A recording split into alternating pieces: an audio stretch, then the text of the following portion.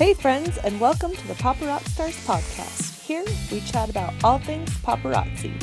Tips, tricks, suggestions, and weekly challenges, all to help you grow and explode your paparazzi accessories business to rockstar success. Hello, rock stars. Welcome to the call today. We are going to be talking about taking payments and the different kind of payments, why I choose to take some and choose not to take others, to kind of walk you through where I've been and why I don't take certain ones. If you need to have show notes or any comments, questions, concern about this particular call, head on over to paparockstars.com/payments. And you can print out the show notes. There's all the graphics and things that I talk about will be right there on that page. So also the call challenge if you want to refer back to that. So today the call quote is, allow yourself to be a beginner. No one starts out being excellent. Everybody has to start somewhere.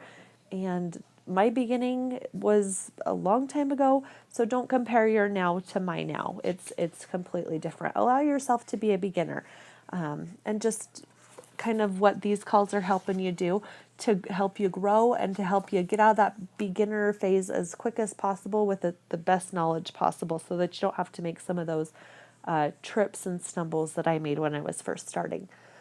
So one of the first things, jump right into training now. One of the first things that we want to look at as you start your paparazzi business is how people are going to be able to pay you. You got to get paid for the jewelry, right? Here are the 3 most popular payments outlined and why to consider each. So the first one is cash. I love cash. It's my personal favorite. Nobody can get it returned, or, if they want something back, they have to come back and ask you. It's quick, it's easy. There's no doubt if it's going to be accepted. It's just awesome. One thing you do have to be prepared for when you're taking cash is change. So I like to have one $10 bill, 10 ones, and then 8 fives. So it's a grand total of about $60. With this amount, I rarely run out of change. If you're doing a bigger show, a couple day show, I do refresh that every day to make sure that I have that amount. And sometimes you will want a little bit more. But a general rule of thumb for home parties and for like one day fairs, that amount will be enough. The next method of payment that I highly recommend is credit and debit cards. It's a proven fact that if you take credit cards, shoppers will spend more. Have you ever gone to a party or a store with only $15 and then you fall in love with something that's like $25? You just have to have it, but you don't want to run to the ATM.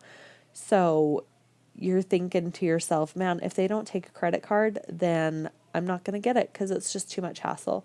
I think credit cards is completely worth the small fee that you pay in order to get your customers exactly what they want and need and increase that spending at your parties and events.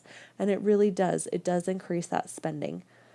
So how can you take credit cards is the next question I always hear. To take credit cards, you need a smartphone or a tablet with internet access. It's kind of awesome. That's the reason I talked my husband into getting me a smartphone, because now I can deduct it from my taxes. That's a completely different topic, but you do need to have a smartphone or a tablet with the app to do the credit cards. There are 2 companies that are really easy to accept credit cards. I know that there's a couple other ones out there, but these seem to be the most popular, so they're the 2 that we're going to cover today. The first one is Square. You can order your reader for free online. You pay 2.75% per swipe for the cards, the major cards, Visa, MasterCard, Discover, and American Express. No monthly fees, no commitments. With this one, you do get daily deposits into your bank account, which is pretty handy. You set it up to whatever bank account you want, and it just will deposit in there automatically. If you do have to type a card number for whatever reason, maybe the card's old and it won't swipe, the fee for that is 3.5% plus 15 cents per transaction. So I know that's kind of a lot of numbers, a lot of nerd speak, but the second one is PayPal. And with both of these, they're just kind of a little gadget that plugs into your headphone port on your phone or your tablet, and then it connects with the app so that when you You type in what they're buying, and then you can swipe it. You can add tax and shipping if you need to do that. And then it just processes, and you know that it's gone through. It'll say approved, and some of them will ask for a signature or where they want their receipt sent to as well. So they're quite handy. So with PayPal, the reader, you can order it online for free. Both of these you can also get at most of the office supply stores like Staples or Office Max. And I believe you get a credit back for the amount that you spend on those. So you get a coupon code and you enter it into the app and it will refund you. So if you need one right away, you can go do that way. If you have a little bit of time, then order it online for free and they'll send you one, and then you don't have to worry about it. So with PayPal, it's also 2.75% per swipe for the same cards: Visa, MasterCard, Discover, and American Express. With PayPal, they say U.S. cards only. So if it's a card from like Mexico, it's a different fee. There's no monthly fees, no commitments. They deposit into your bank account when you request it, but it can take 3 to 5 days. With PayPal, they do have an option of a debit card. It's a PayPal debit card, and your funds are available immediately. With that debit card, you also get 1% back on purchases with that debit card. So it's kind of like you give them a little bit of percent, and then they give you a little bit of percent. Keyed-in cards have the same rate as with Square, so the 3.5% plus 15 cents per transaction. It's totally up to you which one you want to use. I personally prefer PayPal because I ship out products to my customers that are far away, and I get a discount on shipping those items through PayPal. It saves me about, I think it's 30% off of post office prices. So it's a significant amount, but we'll do a different call on that topic. Both companies are really comparable, and many paparazzi accessories consultants use both. I just recommend choosing one so that you can take credit cards because, like we talked about before, it does increase spending. It does increase your marketability. People love it. So it's something I highly recommend. The final payment method that we're going to talk about today is checks. Now, this payment method is totally up to you. Let's talk about why I don't like to take it.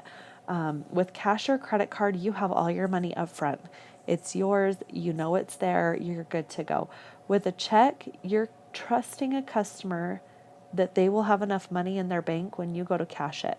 And if they don't, you risk getting a $25 return check fee. And some banks have even upped that to $35. So with checks, they can also be returned up to 4 weeks later. So you think you're in the clear, and then all of a sudden, 3 weeks down the road, you get hit with that return check fee plus the amount of the check. So I've actually had this happen. To me, the risk is too high. With that being said, if you want to trust your great Aunt Sally or your mother-in-law, it is totally up to you. I have taken checks from customers in the past, and I have not had a bad experience. You know, everything's gone good. I know where to find them. I know they're good if something goes wrong. But I really, really, really do not like taking checks unless I personally know them. At a show or an event or something, I would never take a check from a stranger. When they say, do you take checks? I say, I take cash or card. And most people have one or the other. If they have a checking account, they most likely have a debit card attached to that account. So they can do with the card there. So a resource that I have available for you there on the website at paparockstars.com/payments is a credit cards accepted here sign. It's a really cute sign that I made up for you for this particular call. And it just says credit cards accepted here with a cute pink and black border and then a picture of the little cards. So the call challenge for today is to go and print out that sign or one similar, it doesn't have to be that exact one, and get it ready for your shows or events. So you can print it on cardstock and just have it that way. You can laminate it if you want to. Get it ready to use at your next party or show. I think that is it for our call today. If you have any questions, comments, concerns, suggestions, come on over to the website, paparockstars.com. Let me know. Give us a shout out. I'd love to hear from you. Get that call challenge done and comment. Let us know that you've done it, and we will talk to you again soon. Bye-bye.